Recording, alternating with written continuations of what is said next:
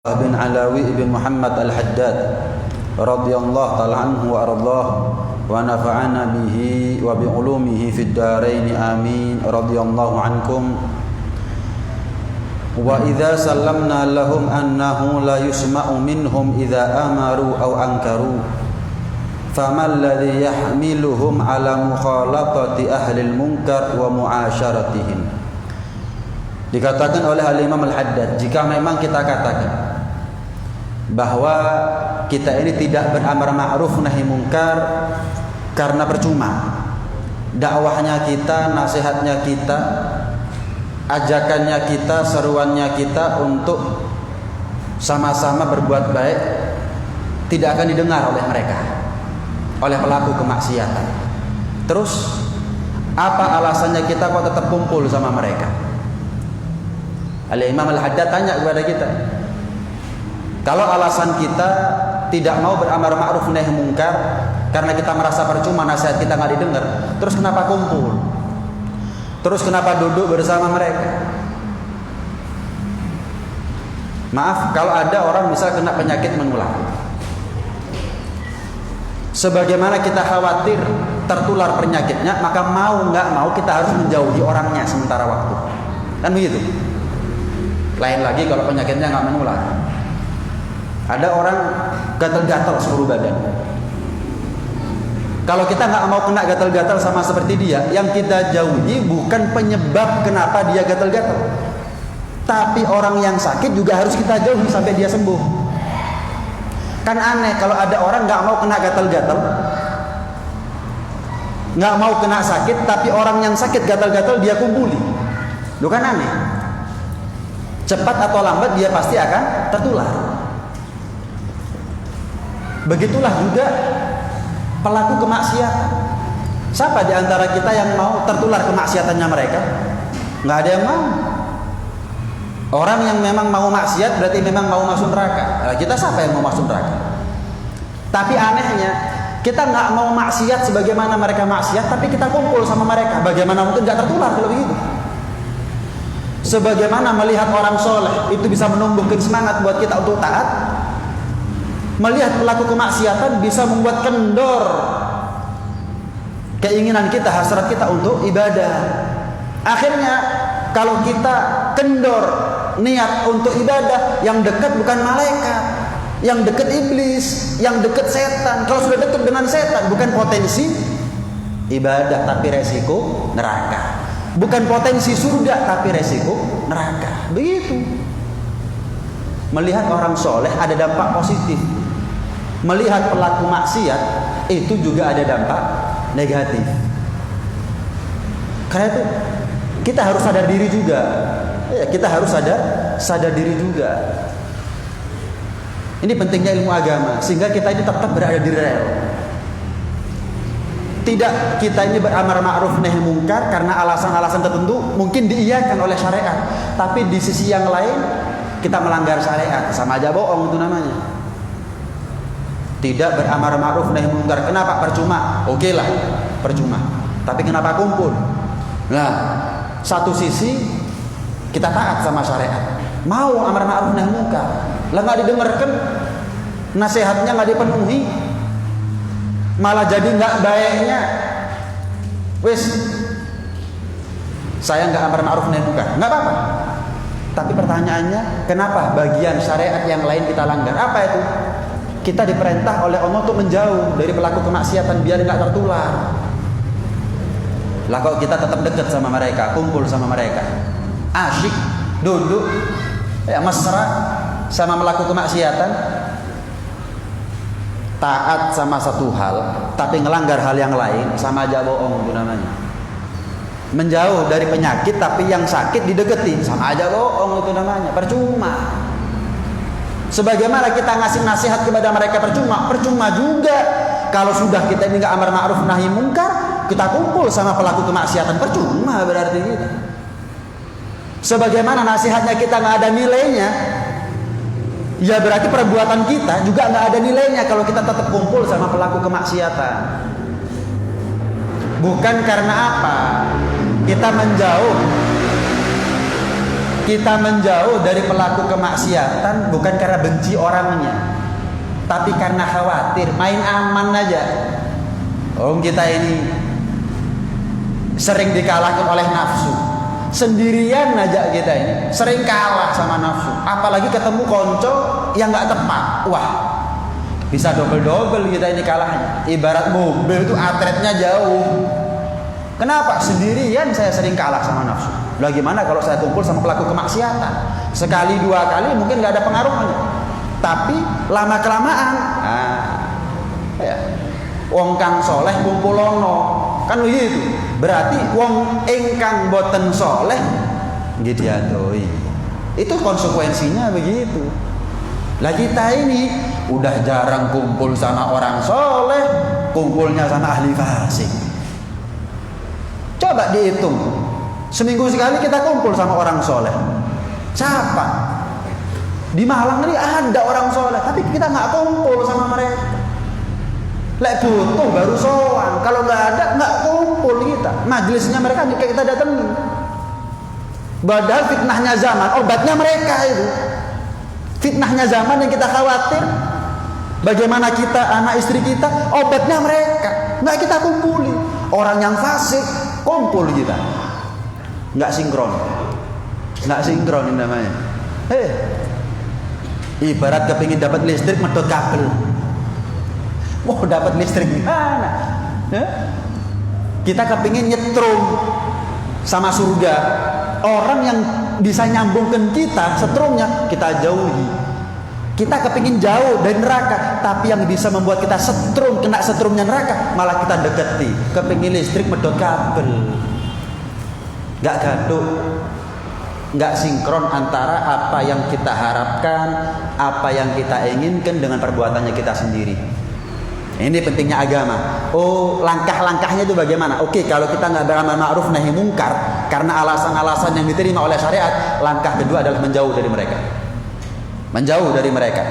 Waqad aujaballahu alaihim tarkahum wal i'rada anhum mahma lam yastajibu lillah wa rasulih. Allah dan juga Rasulullah mewajibkan, hukumnya wajib buat kita untuk menjauh dan berpaling dari orang-orang fasik. Selagi mereka tidak mau mendengar nasihatnya kita, selagi mereka tidak mau mendengar ajakan kita, ayo. Selagi mereka menepis rangkulannya kita untuk sama-sama bareng masuk surga, jangan dikumpuli. Nggak kumpul sama mereka adalah merupakan kewajiban. Kewajiban dari siapa? Bukan dari orang siapapun, bukan dari pemerintah, bukan dari siapapun, tapi dari Allah, pemilik surga dan neraka, dan juga Rasulullah sallallahu alaihi wasallam. Waqad thabata anna alladhi yushahidul munkarat wa la yunkiruha ma'al gudrah syarikun li ashabiha fil ithim. Banyak riwayat, banyak Rasulullah menjelaskan kepada kita bahwa orang yang menyaksikan kemungkaran-kemungkaran, orang yang banyak memperhatikan, menyaksikan kemaksiatan-kemaksiatan, padahal dia mampu untuk amar ma'ruf nahi mungkar, tapi dia enggak amar ma'ruf nahi mungkar, malah kumpul sama mereka pelaku kemaksiatan, maka dia telah melakukan dosa yang sama. Misal ada sekumpulan anak muda mabuk di kampung, kita bisa nahi mungkar, entah itu karena kuasanya kita, lawang kita RT, kita RW kok, atau mungkin karena nasihatnya kita, lawang saya ini ustadz ulama misalnya, atau minimal dengan hati kita mampu untuk amar ma'ruf, enggak amar ma'ruf, malah kumpul. Dosanya kita yang enggak mabuk sama seperti dosanya mereka yang teler.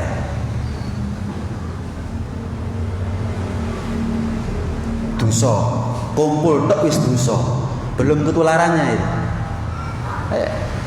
Kita ini kalau pergi ke Gunung Ijen misalnya, bukan dilarang masuk jurang. Pengumumannya bukan dilarang masuk jurang, ya jelas siapa yang mau masuk jurang, nggak perlu pengumuman kalau masuk jurang. Tapi dilarang apa? Dekat-dekat dengan jurang. Namanya pagar dari sebuah kawah itu jaraknya sekian meter maju, bukan persis di tepi jurang, tapi jaraknya maju. Jurangnya di mana, pagarnya di mana, maju. Sama, syariat melindungi kita dari neraka itu dengan pagar yang sifatnya antisipatif sekian meter lebih maju daripada nerakanya. Termasuk apa? Pagarnya kita neraka, jangan kumpul sama orang fasik. Walaupun kita merasa sanggup kok, saya nggak bakal terpengaruh. Jangan. Kenapa? Ini pagarnya. Syariat bukan hanya melarang kita masuk ke dalam neraka. Memang siapa yang mau masuk neraka? Tapi syariat melarang kita dekat-dekat dengan neraka. Contohnya siapa yang dekat-dekat dengan neraka? Mereka yang kumpul sama pelaku kemaksiatan. Itu udah dekat dengan neraka. Dosa walaupun belum ketularan. Lah gimana kalau ketularan? Na'udzubillah min dzalik. Akhirnya pelaku kemaksiatan menjadi-jadi, merajalela. Kenapa? Kau nak sing larui. Malah yang ada yang nggak suka, yang nggak mabuk ya kumpul kok. Ya nggak apa-apa berarti. Enjoy aja mereka. Setelah mereka sembunyi-sembunyi, nggak lama mungkin mereka terang-terangan. Contoh nih ya, pengalaman saya pribadi. Ya, saya hidup di satu daerah dulu. Mulai togel itu bisik-bisik sampai bengak-bengok. Mulai si betul biro. Itu saya masih kecil, SD saya. Sampai ngasih sandi, coret-coretan, angka-angka itu, sampai bengak-bengok. Ya apa? Sing betul biro, lumrah juga. Kenapa? RT RW-nya kumpul sama mereka. Nggak ada ustadz di kampung ini yang ngerti mudin misalkan, yang ngerti ilmu agama, ustadz misalkan, diem, nggak berani amar ma'ruf nahi munkar. Udah diem, mesra sama mereka, guyang-guyu sama mereka. Ya akhirnya mereka, oh ya kamu sing salah lah ini. Oh ya nggak ada yang salah dengan ini semuanya. Atau mereka merasa, oh wedi kabeh berarti wong-wong. Wis enak no ae lek ngono. Gak usah singit-singitan, gak ada sing wani. Nah, kesalahannya mereka bermula dari kesalahannya kita. Kesalahannya mereka bermula dari kesalahannya kita. Dulu ada Perdana Menteri Israel, namanya saya lupa, seorang wanita pernah mencoba membakar Masjidil Aqsa.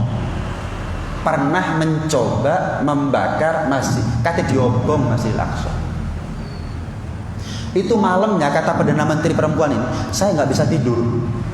Saya khawatir negara Muslim seluruh dunia ini menghabisi Israel. Entek wis mari ngono wis. Negara cilik. Sekitarnya negara Muslim semuanya.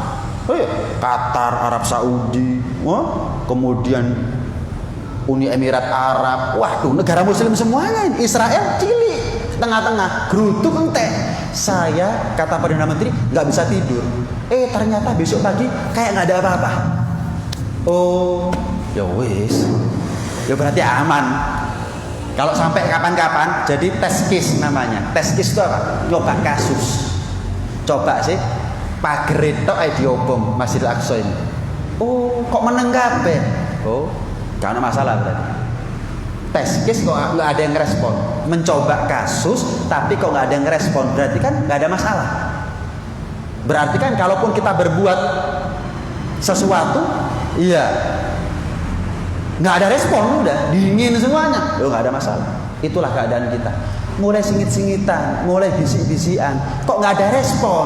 Padahal tahu, mek podo-podo ngerosok, pura-pura nggak tahu lah.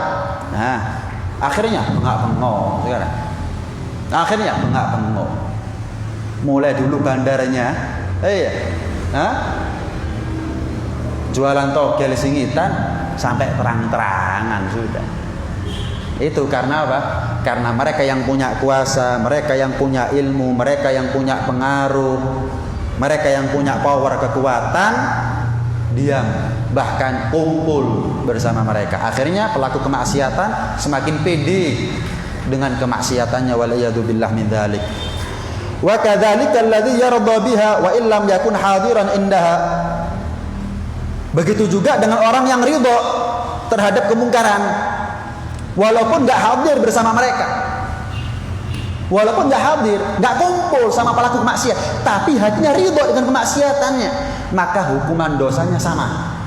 Enggak kumpul, cuma ridho. Jadi enggak ada peluang buat kita.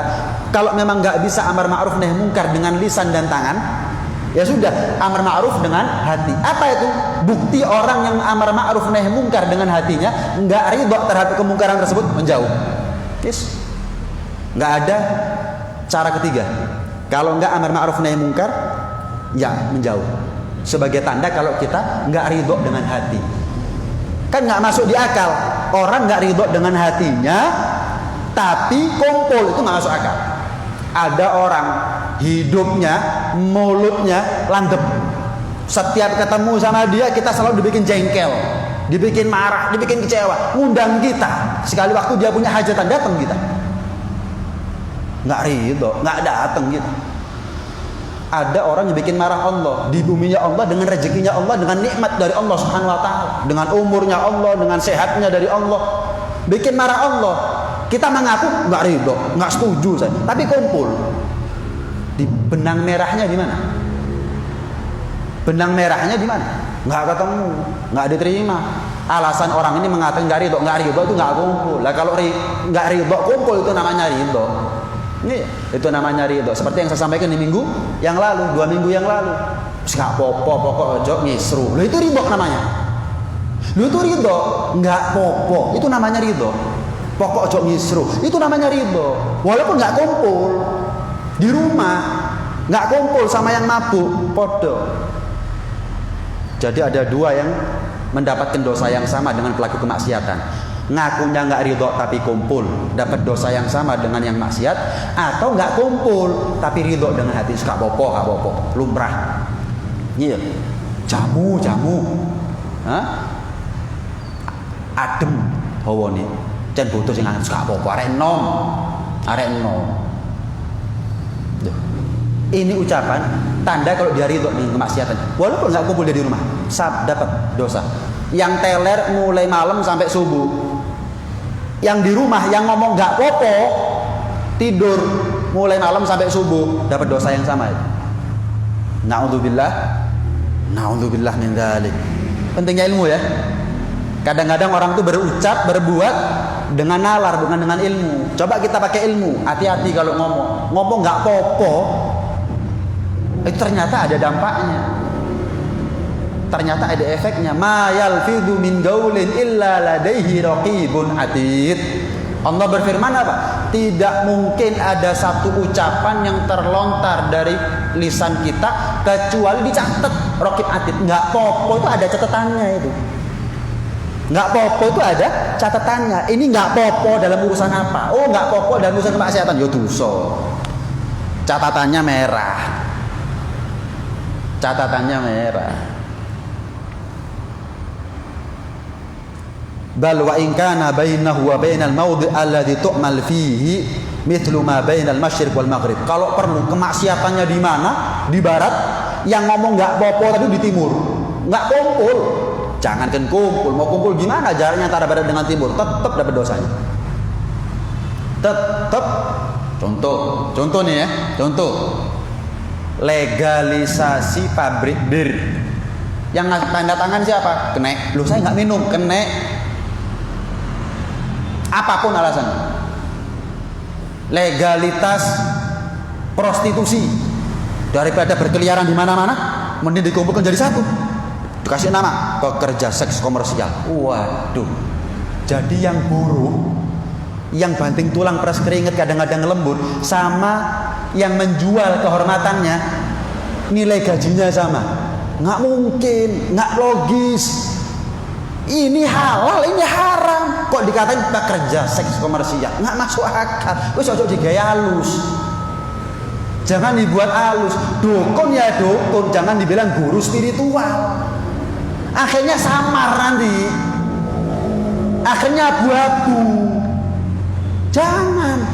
Lawang Allah sakit, Rasulullah gamblang nyebutnya kok. Kok kita buat sama? Nggak sopan. Yang nggak sopan kita. Kenapa? Hukumnya Allah kita otak-atik. Nama dari Allah kita rubah-rubah. Jangan. Hati-hati. Akhirnya orang menganggap yuk apa-apa. Lah ya apa maneh? Kepepet dan seterusnya. Kepepet ya lain juga kepepet.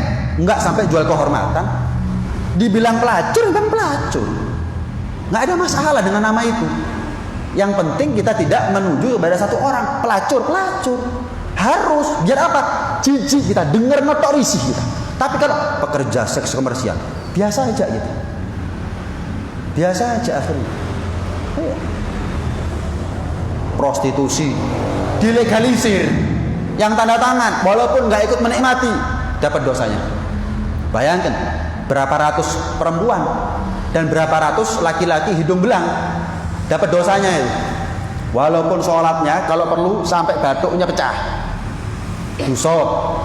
Kenapa? Tanda tangan. Yang penting kini lah gak ngelakoni ya.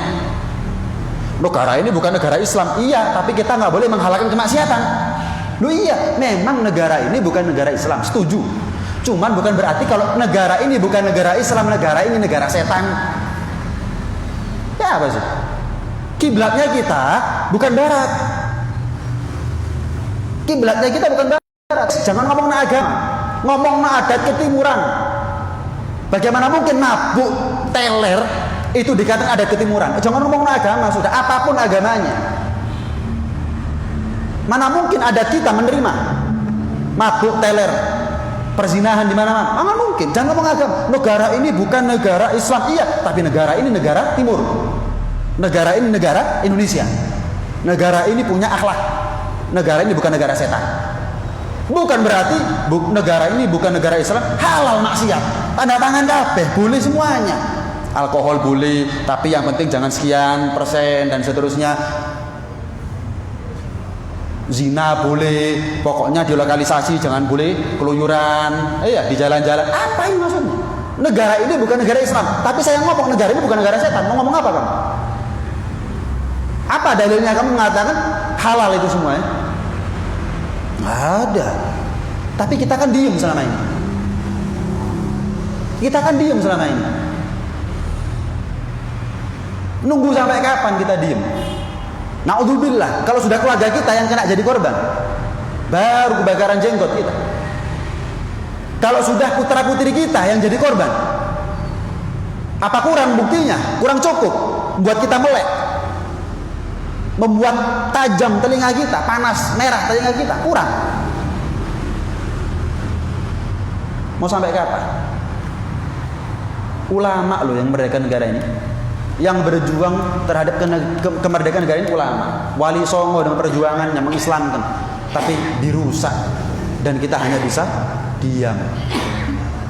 Nih, bahkan banyak diantara kita yang karena keawamannya ridho, sementing kita lah gak ngelakoninya. Lah, ini ucapan tidak didasari dengan ilmu agama, sehingga dia merasa yo gak apa-apa. Sing penting gak ngelakoni, gak melok-melok. Gak bisa. Itu tanda kalau dia ridho dengan hatinya. Ini. Walladzi yukhalitu ahlal munkar wa yu'ashiruhum wa illam ya'mal bi'amalihim ma'dudun 'indallah minhum. Orang yang kumpul mesra duduk bersama pelaku kemungkaran, kemaksiatan, walaupun enggak beramal sebagaimana amalnya mereka, enggak maksiat sebagaimana maksiat, terhitung satu golongan, dianggap oleh Allah satu golongan, satu kelompok yang sama. Lek ngono maksiat pisan ae, Wit. Duh, ya apa sih? Lah saya enggak ikut maksiat kena dosa. Ya mending maksiat pisan ae, menikmati pisan, jegur pisan. Lho ya apa sih? Ya bukan begitu. Bukan begitu. Kalau deket-deket dengan jurang itu khawatir masuk jurang terus masuk jurang. Ya kita ini ngaji harus pinter. Kita ini ngaji bukan kemudian setan bisu, tetap ngasih bisikan ke telinga kita. Sholatnya kamu belum tentu terima, terus gak sholat. Kita ibadah belum tentu masuk surga, terus gak ibadah. Yang sholat aja belum tentu masuk surga, apalagi yang gak sholat. Seharusnya begitu. Contoh, buka toko ini belum tentu kaya, terus gak buka toko. Ayo, yang ngomong dulu. Kan ada ya orang yang ngomong sholat gue kurang mesti diterima. Ibadahnya kamu ini belum tentu membuat kamu selamat di neraka. Lah apa kon kerja? Oh kurang mesti sugih kok sing kerja. Ayo, gak mencela-mencil orang ngomong seperti ini. Urusan dunia ya harus kerja usaha. Itu sama urusan akhirat kita usaha. Ada penjaminan kepastian. Wah, ya bukan ranahnya kita itu. Memang urusannya Allah. Punya hak apa kita mengatakan kepada Allah, ya Allah saya sudah sholat wajib, engkau masukkan saya ke dalam surga. Apa haknya kita? Lawang kita ini ibadah hanya dalam rangka bersyukur kepada Allah Subhanahu wa taala. Jenengan utang sama saya kan wajibnya jenengan bayar. Lah mosok jenengan kapan bayar minta bonus? Kan aneh. Kita ini ibadah dalam rangka bayar utang kepada Allah itu pun nggak mungkin lunas. Lah kok minta surga? Surga neraka urusannya Allah Subhanahu wa taala. Jenengan bayar ke saya kewajibannya jenengan, jenengan punya utang. Lah kok minta diskon yo? Lha apa sih?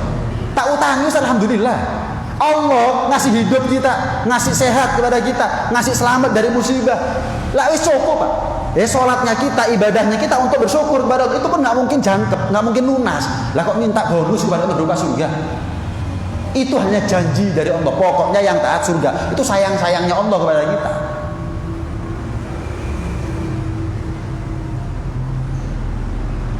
Bukan berarti kalau kita tidak beramal, tidak bermaksiat sebagaimana kemaksiatan pelaku kemaksiatan, kemudian kita kumpul sama mereka, kita nggak dianggap oleh Allah sebagai dianggap golongannya mereka. Ya wis lek ngono maksiat, monggo, silahkan wis. Ya wis lek ngono tak maksiat pisan, monggo. Salat dulu diterima. Iya, wis lek ngono gak usah salat pisan, terserah.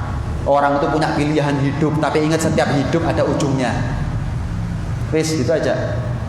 Kerja burung mesti sugih, ya gak kerja, monggo. Enggak apa-apa.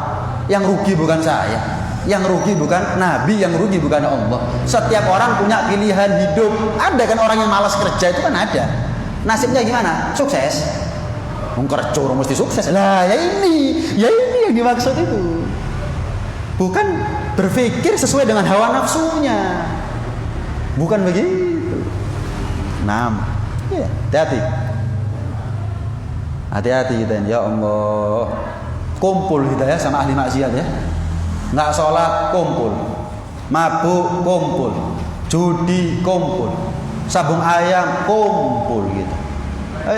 Pelaku riba kumpul gitu. Waduh, kumpul walaupun kita nggak melakukan kemaksiatan yang sama, waliyadzubillah. Ya. Wa inna zalat bihim uqubatun. Nih, bukan hanya di akhirat kita dapat dosa.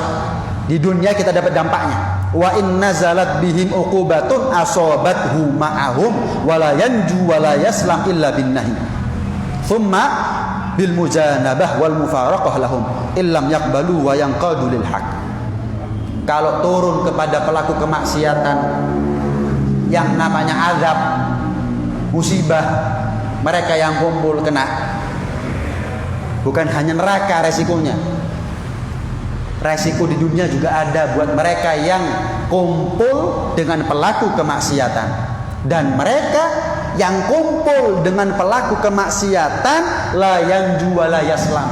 Nggak bisa selamat, nggak bisa lari. Kecuali dengan apa? Pertama, amar ma'ruf nahi munkar. Minimal dengan hati tadi itu. Nggak ridho, minimal itu sudah. Nggak setuju, cuman apa daya. Nah, iya. Apa daya? Seperti legalisasi pabrik miras. Apa dayanya kita? Apa daya? Kalau kita minimal bikin status kek, bikin komen kek, minimal orang yang ada di kontaknya kita ngelihat. Yaitu dayanya kita, bukan belas ditinggal no. Bukan sama sekali nol. Kalau nggak mampu nilai 100 paling nggak nilai 90. Kalau nggak mampu nilai 90 paling nggak nilai 80, begitu seterusnya. Saya mau tanya, nilai 0 sama nilai 10 yang lebih baik yang mana? Tetap 10, walaupun 10 bukan sempurna. Tapi minimal itulah nilai kadar daripada apa upayanya kita. Tahu nggak kenapa cecek itu diperintah oleh syariat untuk dibunuh? Sementara kata diperintah dilarang oleh syariat untuk kita bunuh. Kodok. Iya.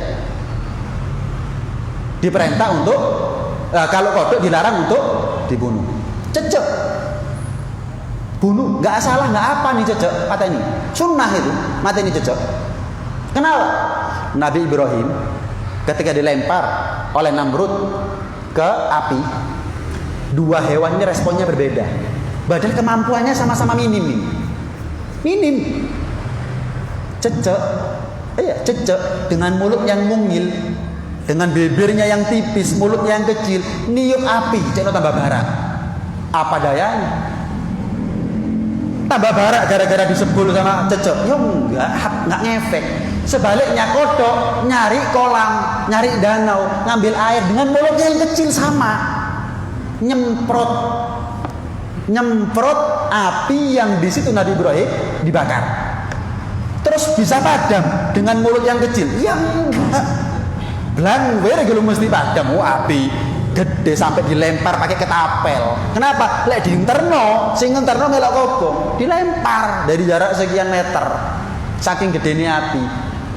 Saking baraknya api. Lihat bagian, kodok dihormati sama saya, masuk dipateni.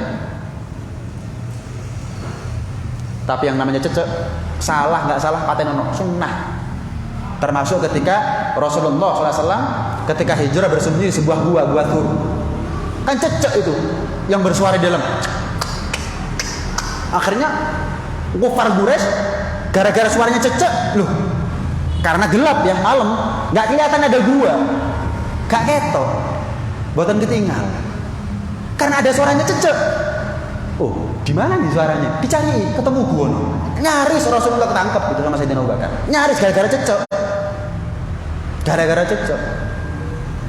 Sampai Allah rencanakan yang namanya rumahnya laba-laba, jaringnya laba-laba ada di depan gua. Artinya apa? Oh, berarti nggak ada manusia dalam gua. Kenapa? Ini jaringnya laba-laba masih utuh. Nggak mungkin ada orang bisa masuk tanpa ngerusak jaringnya laba-laba. Oh, berarti nggak ada. Keluar. Selamat Rasulullah. Apa? Legalisasi miras, prostitusi, iya, dilegalisir. Protesnya kita apa dayanya? Tapi nggak apa-apa, itu sikapnya kita. Itu menunjukkan di pihak mana kita berpihak. Itu aja sudah. Yang minimal, walaupun kita nggak merubah keadaan, tapi berubah keadaan kita di sisi Allah, berubah keadaan kita nanti di akhirat. Minimal itu sudah. Status apa? Nggak ngefek. Ya itu sudah kadar upaya kita. Mau apa lagi? Sebagai tanda kalau kita nggak ridho. Yang kedua, apa? Nggak kumpul. Nih, cuman dua ini toh. Nggak ada cara yang ketiga. Amar ma'ruf nahi mungkar kalau enggak dengan kekuatan, power, kekuasaan, tangan, ya dengan nasihat. Kalau enggak, dengan hati. Kemudian apa? Bil mujanabah, menjauh dari pelaku kemaksiatan. Menjauh daripada pelaku kemaksiatan. Diriwayatkan bahwa Rasulullah SAW pernah bersabda, la tajifanna inda rajulin yuqtal mazluman. Jangan kamu berdiri, jangan kamu berada di sebuah lokasi yang seseorang dibunuh dalam keadaan zalim. Ada orang dibunuh secara zalim. Kemudian apa? Kita menyaksikannya. Kita hadir di situ. Fa inna la'nata tanzilu ala man hadarahu hina lam yadfa'u anhu. Laknatnya Allah, namanya orang dibunuh dalam keadaan terzalimi, itu tempat-tempat yang dilaknat oleh Allah Subhanahu wa taala. Maka jangan dekat. Kalau kita hadir di situ tidak berbuat apa-apa, hadir bukan amar ma'ruf nahi mungkar, nerekam misalnya. Waduh, dua kampung tawuran.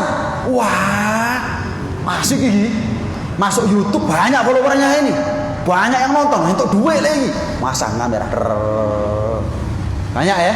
Banyak ya? Nggak bisa lihat YouTube sekarang itu. Ketik, banyak. Wis gak bisa, gak melereh, gak melayu, ngerekam cari keuntungan di situ. Biar followernya banyak, dapat duit. Ngerekam di sini. Iya. Hati-hati loh. Kalau sudah turun laknat, kena. Kenapa? Udah nggak amar ma'ruf nahi mungkar. Mencuri kesempatan dalam kesempitan. Wala taqifanna inda rajulin yadribu magluman. Jangan kamu sekali-kali berdiri di sebuah lokasi yang seseorang memukul orang lain dalam keadaan zalim. Ada orang memukul orang lain dalam keadaan zalim. Fa inna la'nata tanzilu ala man hadara. Ingat, laknat juga kena nanti. Rasulullah SAW juga pernah bersabda, la yanbaghi limri'in yashhadu maqaman fihi haqqun. Tidak sepatutnya buat kita umat Nabi Muhammad SAW untuk berdiri dan berada di sebuah tempat yang di situ kita punya hak untuk beramar ma'ruf nahi munkar. Yang kita punya hak untuk beramar ma'ruf nahi munkar illa takallama bih, kecuali kalau kita hadir dalam rangka amar ma'ruf nahi munkar. Ada orang maksiat kumpul-kumpul, jangan hadir kecuali kita mau ngomong, kecuali kalau kita mau bubarno, kecuali kalau kita mau amar ma'ruf nahi munkar, ngasih nasihat.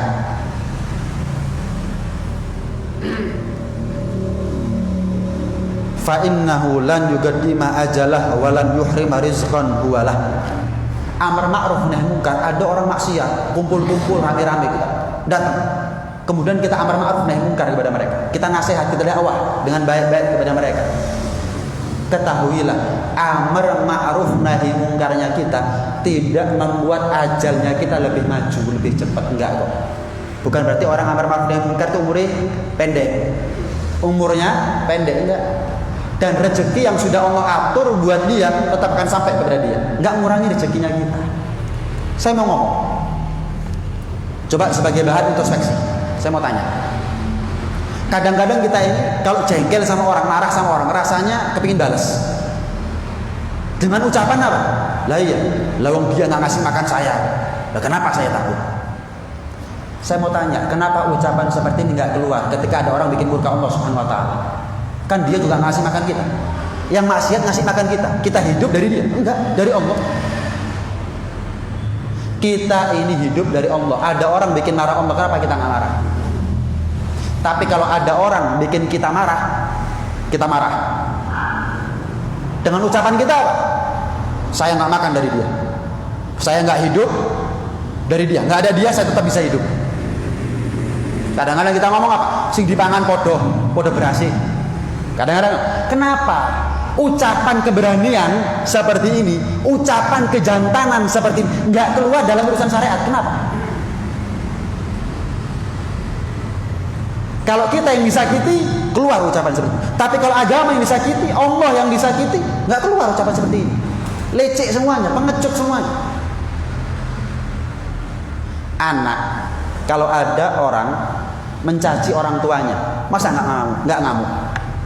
Padahal anak itu, bukan berarti rezekinya diatur sama orang tuanya, tetap Allah. Apalagi kalau orang itu bikin murka Allah. Kalau anak marah gara-gara orang tuanya, dirusak kehormatannya, lah kenapa kita nggak marah ketika Allah dirusak kehormatannya? Ya nggak berkurang ya kehormatannya Allah. Itu hanya majaz, bahwa kalau ada orang bikin jengkel orang tua, kita patut marah sama orang tersebut. Kenapa kita nggak marah kepada orang yang bikin marah Allah Subhanahu Wa Taala? Ini kan kecurangan.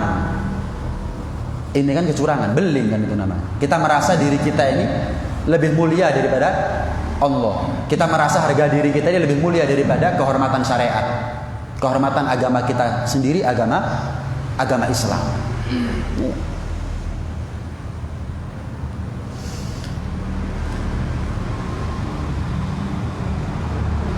Karena itu dikatakan oleh Imam Al-Ghazali, nggak boleh menyaksikan kemungkaran, menyaksikan kemaksiatan tanpa ada hajat, tanpa ada perlunya, itu nggak boleh. I'tidarun lah, i'tidarun bi annahu ajiz, dengan alasan dia nggak mampu tapi hadir, nggak boleh. Lain kalau ketepaan, hadir di satu tempat ketepaan ada kemaksiatan, nggak tahu, nggak ada masalah. Tapi kalau kita tahu bahwa kalau kita hadir pasti ada kemaksiatan, yang namanya mabuk-mabukan pasti ada di situ. Iya. Orang kalau mau kondangan gimana? Iya. Apa namanya itu? Melean gitu ya? Ada. Hadir kita. Saya nggak mabuk, beb. Ridho apa enggak? Ya nggak ridho lah, kok teko. Ngomongnya merah, tapi kelakuannya hijau, ya nggak ketemu. Nggak bisa. Semua ucapan harus ada bukti. Buktinya orang nggak ridho nggak hadir. Contoh lain, nggak apa-apa wis ya. 17-an, orkesan. Lah mosok menghargai jasanya para ulama dangdutan teler kabeh. Anak muda semuanya lagi. Kalau kita jadi pahlawan, masa kita ridho? Lah gimana nih rasanya? Pahlawan yang korban nyawa, korban segalanya. Ayo, kita ngedepi pelor nggak berani. Mereka ngedepi pelor. Kita ngomongnya syukuran. Setelah sorenya barian bacakan Fatihah untuk mereka, muslimin muslimat syuhada, malamnya teler. Seneng mereka? Enggak. Apa? Ya nggak usah ngomong syariat, wis. Nggak usah ngomong syariat lah. Ya mungkin buat sebagian orang kadang-kadang kalau ngomong seperti ini kayak mosok syariat mulu. Kadang-kadang begitu, kadang-kadang gitu ya. Jadi syariatnya ini maunya kita ini kadang-kadang orang zaman sekarang syariat itu yang halus-halus, sing enak-enak. Ada yang halus ada. Tapi beberapa hal yang urusannya prinsip nggak bisa.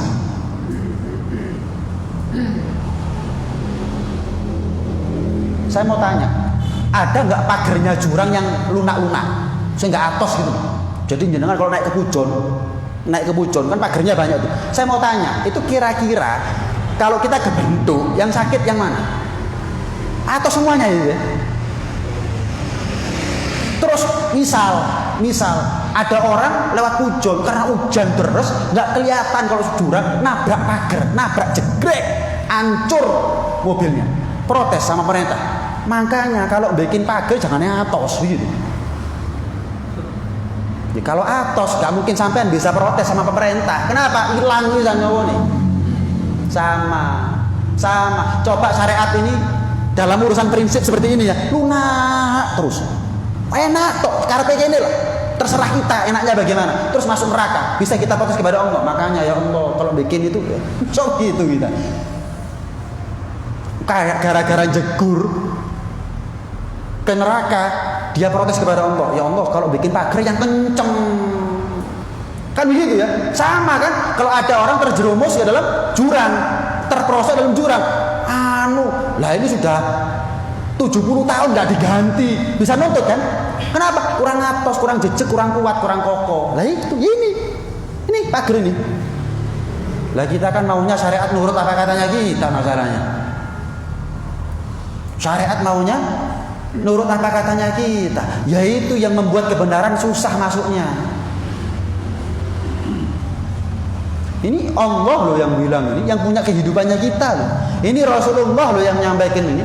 Segala-galanya buat kita. Kalau bukan karena Rasulullah, bukan siapa-siapa kita ini. Kalau bukan karena Rasulullah, kecil, sangat-sangat kecil kita ini masuk surga. Kecil, wis nggak mungkin. Hampir nggak mungkin. Hampir. Untung kita ini punya Rasulullah. Apa itu? Syafaatnya. Coba kita umatnya Nabi Ibrahim, terus kelakuannya kita seperti ini, mati merokok, wis. Kenapa? Nabi Ibrahim ngasih syafaat. Ini Rasulullah, sayang-sayangnya orang kepada kita, ngasih syariat, sik dinyang kadang-kadang. Mosok siapa? Ini Imam Haddad, ini Imam Ghazali, ini Imam Ghazali Ihya Ulumuddin. Lah ini Nasihat Diniyah Imam Haddad. Kita maunya niru ulama siapa? Ulama yang gak popo, halal, gitu kan? Terus nanti masuk neraka. Apa alasannya kita? Na'udzubillah. Ini kewajiban buat kita. Kita nggak bisa lari dari kewajiban seperti ini. Allah kan nggak butuh sama ibadah, terus nggak sholat gitu kan? Kalau Allah mau merubah kemungkaran ini, ya sekejap mata. Terus kita nggak berma'ruf nahi mungkar. Kalau cara berpikir kita terus-terusan seperti ini, wah, bisa rusak dengan sendirinya kita. Pemahaman kita, akidah kita bisa rusak dari dalam. Jadi kan bersitan setan. Ini kan was-wasnya setan. Nggak boleh kita seperti itu. Naam. Karena itu sebagian orang-orang soleh zaman dulu. Saya tambahin sedikit. Kalau orang soleh zaman dulu itu kalau melihat kemungkaran nggak bisa, mereka uzlah. Apa itu? Nggak mau kumpul sama manusia. Nggak kumpul sama orang. Pertemuan berikutnya akan saya bahas. Ini ceritakan begini.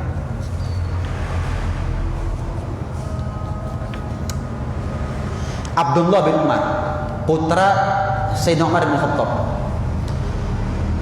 Itu beliau menjauh daripada pelaku kemaksiatan, ngadoh. Kemudian ada satu di antara sahabat ngomong, "Wahai Abdullah, coba kamu mendekat kepada mereka. Kalau kamu mendekat kepada mereka, mungkin mereka mendapatkan kebaikan dari kamu. Mungkin kamu bisa merubah keadaan mereka. Tapi kenapa kamu menjauh?" Lihat apa jawaban Abdullah bin Umar, putranya Sayyidina Umar ini, sahabat ini. Ya, sahabat. Beliau mengatakan apa? "Aku khawatir jika aku bicara di depan mereka, mereka akan melihat apa yang ada pada diriku tidak sesuai. Tidak sesuai. Dan jika aku diam, aku khawatir aku berdosa." Wis ngatur main aman. Kalau saya bicara di depan mereka, gak dirungokno. Kalau saya gak bicara di depan mereka, saya berdosa. Ya wis. Ya apa maneh wis. Ngatur. Uzlah ini kholwat, nggak mau. Jadi jangan gampang suudzon sama orang yang nggak mau kumpul sama manusia. Mungkin ya, walaupun jarang orang seperti ini, jarang. Mungkin itu karena kesolehannya, nggak sanggup dia melihat kemungkaran di mana-mana, dan dia nggak sanggup untuk amar ma'ruf nahi mungkar.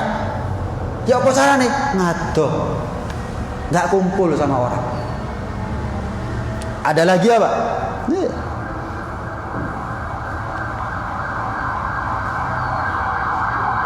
Ka'ab ibn al-Ahbar. Ka'ab al-Ahbar mengatakan kepada Abu Muslim al-Khawlani. Abu Muslim al-Khawlani. Ka'ab tanya kepada Abu Muslim, "Abu Muslim, gimana keadaan kamu? Kedudukan kamu di mata kaummu. Kamu dinilai bagaimana oleh orang-orang di sekitar kamu?" "Oh, orang-orang anggap aku adalah orang baik. Nggak ada masalah. Nggak ada yang menteror saya. Nggak ada yang ngusir saya. Nggak ada yang mengusik saya. Aman." Maka dikatakan oleh Ka'ab al-Ahbar, "Loh, kok aneh ya? Padahal Taurat itu nggak ngomong seperti itu. Loh, memangnya apa yang dikatakan Taurat? Taurat itu bilang orang itu jika amar ma'ruf nahi mungkar, dakwah betulan dakwah, ngajar tenanan, gak wedi, maaf, nggak takut sama penilaiannya manusia, nggak takut sama cangkemnya orang. Maju dia, nggak ngurus. La yakhafana laumata la'im, nggak ngurus, dicaci, dimaki, dibunuh karakternya, dicap ini, nggak takut.